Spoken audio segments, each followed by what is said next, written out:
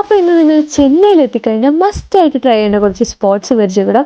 ആദ്യം തന്നെ നല്ല സോഫ്റ്റ് ബണ്ണിനകത്ത് ബട്ടറും ജാമും ഒക്കെ ആഡ് ചെയ്ത് വരുന്ന Chennai special bun butter jam. ഇത് ട്രൈ ചെയ്യാൻ പറ്റിയൊരു സ്പോട്ടാണ് ബുഹാരി ഹോട്ടൽ. അവിടെ ഒരു സ്പെഷ്യൽ ചായ കിട്ടും.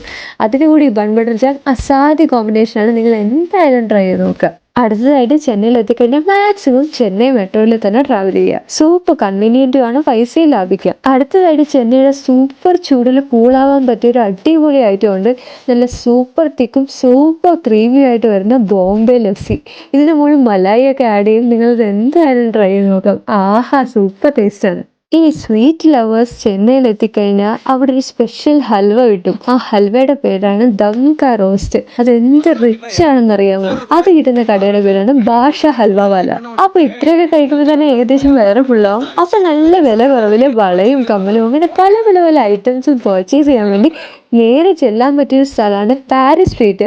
അവിടെ നമ്മുടെ റെയിൻ ഡ്രോപ്പ് ബാനർസൊക്കെ ഇല്ലേ, 100 രൂപയിൽ താഴെ കിട്ടും ഒരു ഡസന്. അപ്പൊ ഇനി ചെന്നൈയിൽ നിങ്ങളുടെ ഫേവറേറ്റ് ആയിട്ടുള്ള വേറെ സ്ഥലങ്ങളുണ്ടെങ്കിൽ താഴെ കമന്റ് ചെയ്യുക. പിന്നെ നമ്മുടെ ചെന്നൈ ട്രിപ്പിന്റെ ഡീറ്റെയിൽഡ് വീഡിയോ യൂട്യൂബിൽ പോസ്റ്റ് ചെയ്തിട്ടുണ്ട്. അതും പോയി കണ്ടു നോക്കുക. പിന്നെ വീഡിയോ ഇഷ്ടമായെങ്കിൽ ഫോളോ ചെയ്യാൻ മറക്കല്ലേ.